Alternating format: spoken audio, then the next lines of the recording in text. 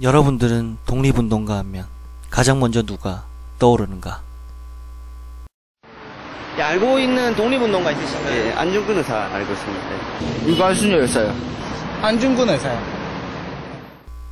그렇다면 우리가 살고 있는 부산의 독립운동가들은 알고 있는가? 많은 분이 없어요. 잘 모르겠네요, 부산에는. 박창재 열사지, 그 사람은. 그 사람 의사가 열사가 그거 잘 헷갈리는데 뭐 열사라고 보는 게 맞겠지 뭐.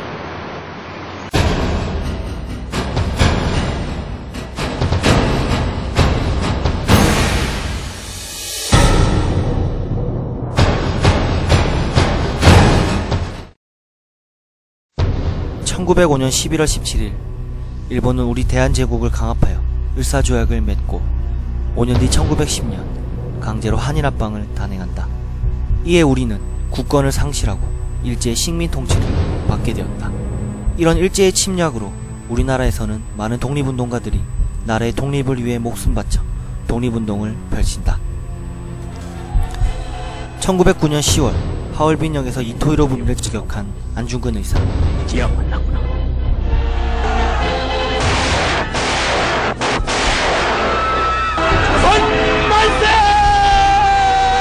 1932년 4월 홍커우 공원에서 열린 일본 천황의 생일연에서 도시락 폭탄을 투척한 유몽길 의사.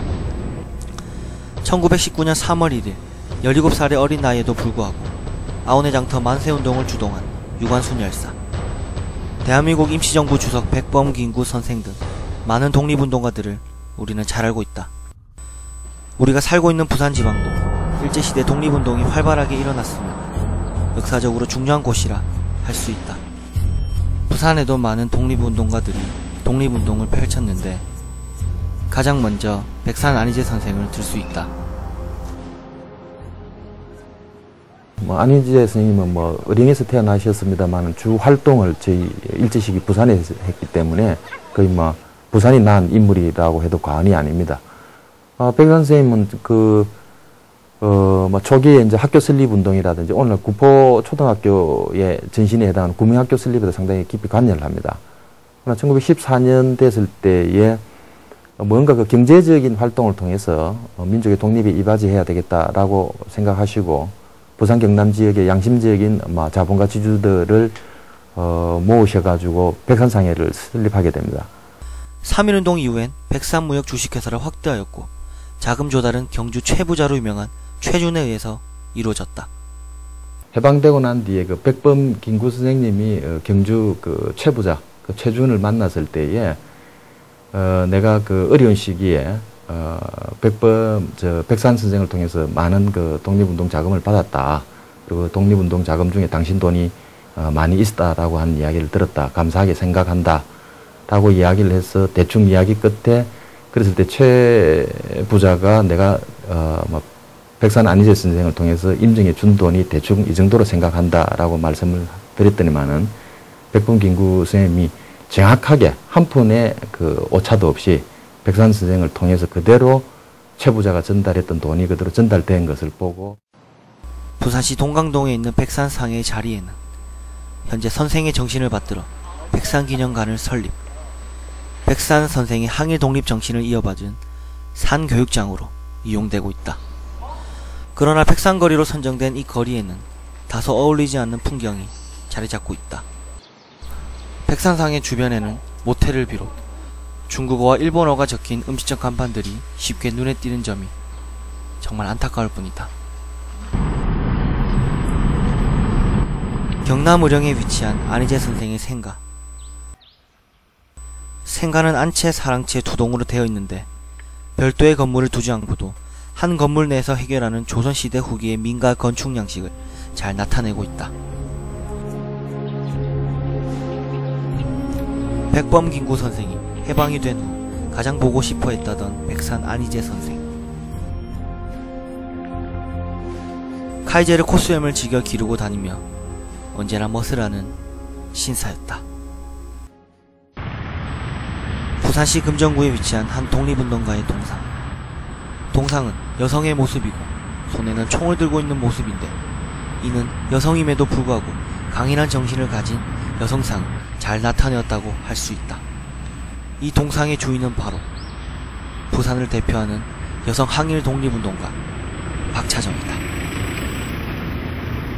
박차정 의사님은 집안의 오남매 중에서 4번째로 태어나셨고, 위에 2 오빠와 언니 한 분 계셨습니다. 그리고 성장하셨을 때는 특별히 문학 그 분야에 소질이 있었고 독서를 좋아하셨고 좀 서정적인 그러한 여성으로서의 성품도 가졌던 그 조용한 성품의 여성이다. 그렇게 내가 알고 있습니다. 예.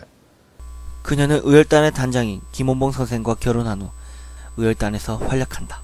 예, 할머님으로부터 어렸을 때 들은 이야기인데, 고모님이 여성이었지만은 특별히 이 무장투쟁에 앞장서게 된 것에 대해서 상당히 그쪽에도 상당히 소질이 있었다고 그렇게 할머니 이야기해 주세요. 예를 들면 남편이었던 김원봉 선생과 평소에 사격술이라든가 이런 걸 시합을 할 때도 오히려 남편보다 나았다고 하는 그런 재미있는 일화가 있을 정도로.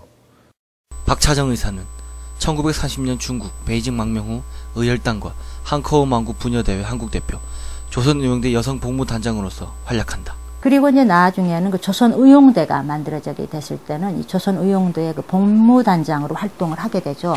그래서 이제 그 전투에 참여를 하게 되고요. 그 전투에서 이제 사실은 부상을 입게 됩니다. 그래서 그 부상 때문에 1944년에 해방되기 1년 전에 이제 박차정이 이제 거기에서 고국에 돌아오지 못하고 죽게 되는 그런 일생.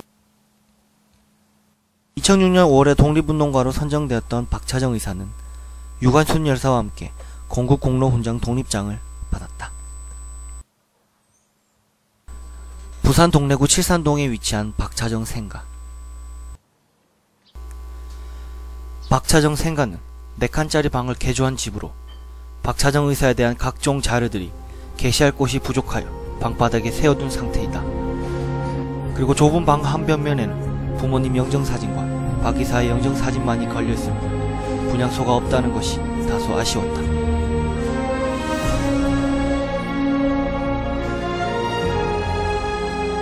한편 그녀의 남편인 김호봉 선생은 의열단의 단장으로서 일본 고위 간부 및 친일파를 암살하는 목적을 가지고 활약을 하였다.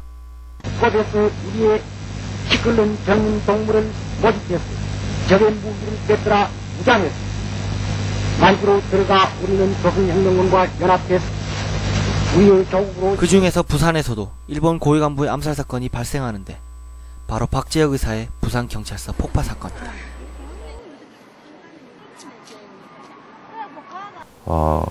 1920년 9월 14일 날 부산경찰서에 폭탄을 투하하게 되죠.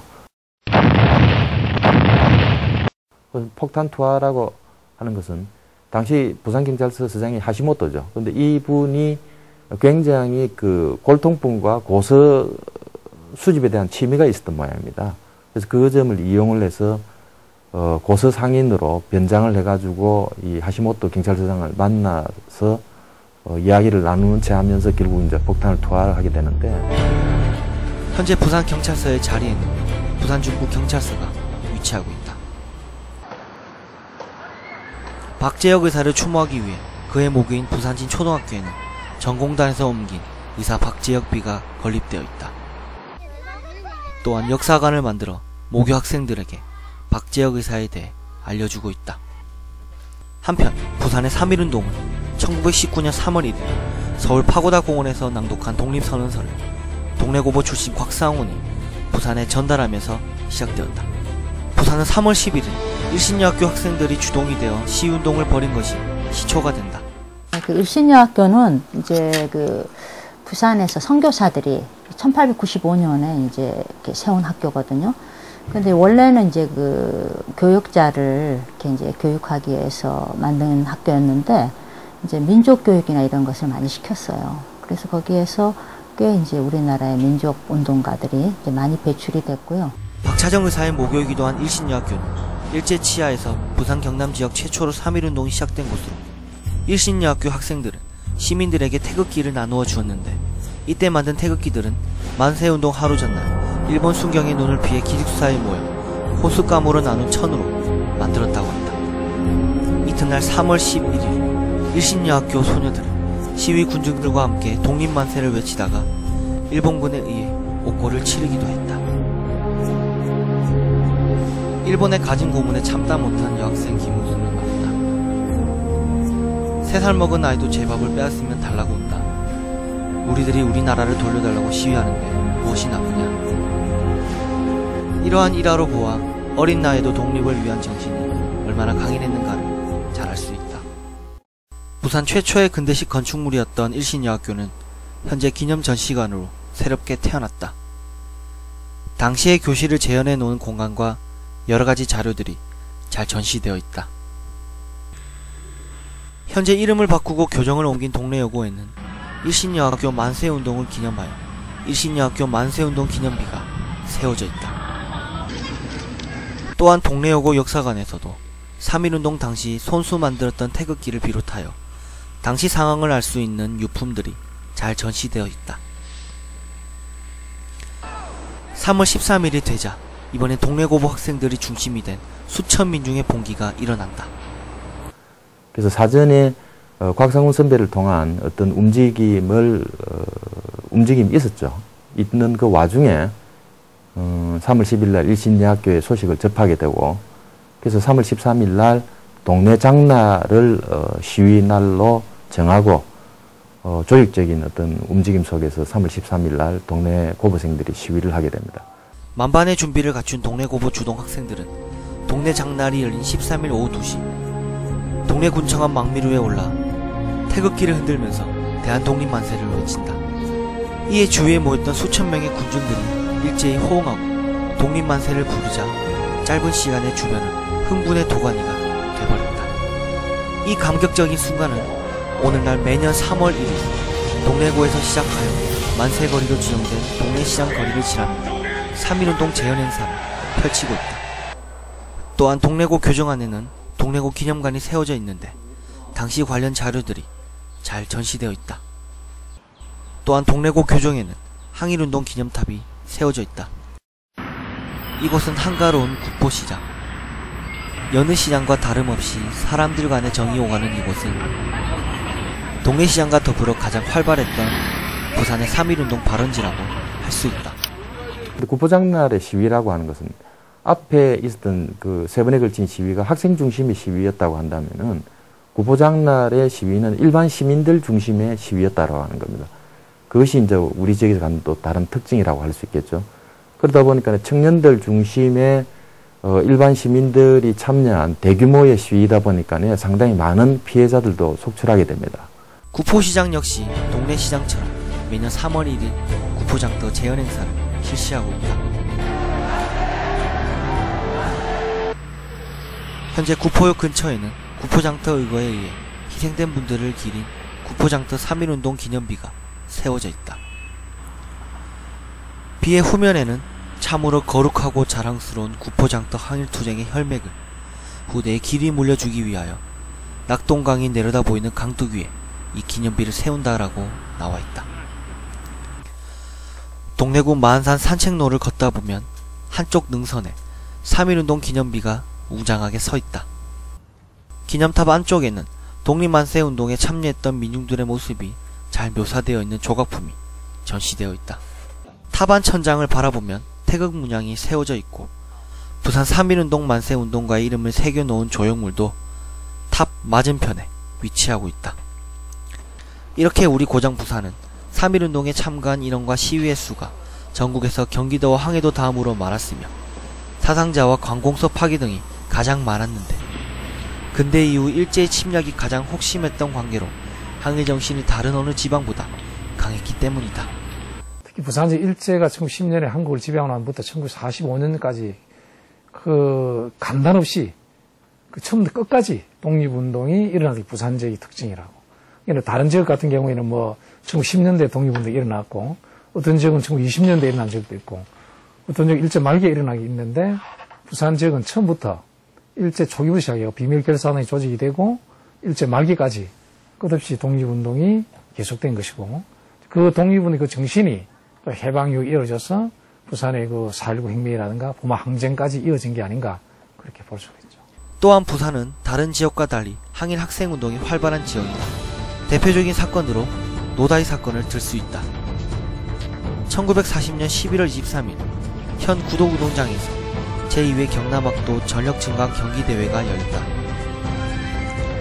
제1회 우승팀인 동래중앙은 경기마다 이기고도 노다이 심판장이 재시합을 시키는 등 노골적인 부당한 대우 판정을 받게 된다. 이에 격분한 학생들은 노다이를 죽여라고 폭언을 외치며 소지했던 총기를 가지고 일본인 학생 및 교사들을 구타하여 공설운동장은 삽시간에 아수라장으로 변했다. 우리의 고장 부산은 일제시대 나라를 위해 수많은 독립운동으로 우리나라 역사에 기여하는 바 적지 않다고 말할 수 있다. 부산은 그 지형적으로 그 대륙과 이 해양 세력이 만나는 그 어떤 중간점에 있다고 할 수 있습니다. 다들 아시다시피 우리나라의 근대화라고 하는 것이 근대화의 만남이라고 하는 것이 중국을 통해서 되는 것이 아니죠. 일본을 통해서 되었던 것만큼 자연히 지리적으로 일본과 가까웠던 부산은 우리나라 최초의 근대화와 만나는 어떤 장소로서의 의미를 갖게 됩니다. 우리는 학창시절 역사 수업을 통해 대한민국의 역사를 배우고 공부해왔다. 하지만 역사 교과서 한 권으로 우리나라의 역사를 모두 알기에는 턱없이 부족하다. 역사 교과서 또한 수도권 중심 사고방식에 치우쳐서 지방 도시들의 역사들은 철저히 배제되었다. 이러한 궁극적인 이유가 무엇일까? 네, 지난 그 100년간의 그 우리가 살아가는데 중요하게 작용했던 하나의 그 키워드라고 하면요, 국민국가 형태라고 할 수 있습니다. 사실 이 국민국가 형태라고 하는 것은 굉장히 그 중앙 집권화를 요구하는 부분이 많습니다. 그러다 보니까 뭐 정치, 경제, 사회, 문화 모든 부분들이 수도권 중심으로 운영될 수밖에 없고, 그러다 보니까네 한 나라의 독립운동도 역시 중앙 중심의 운동으로서 서술될 수밖에 없는 그런 근본적인 어떤 한계를 갖고 있었다고 봅니다. 지금 와서는 조금 달라졌어요. 달라진 게 뭐냐면은 이제 역사 속에서도 지역사 연구가 요즘 되고 있습니다. 그래서 이제 우리 부산 같은 경우에도 우리 부산 경남 역사 연구소라고 하는 것도 생겨 있어요. 그래서 부산 경남 역사를 집중적으로 이제 연구하려고 하는 그런 모임들이 있습니다. 수많은 독립운동가의 노력으로 마침내 1945년 8월 15일 우리는 광복을 맞이하였다. 우리는 부산 시민으로서 부산의 애국지사들을 반드시 기억해야만 한다.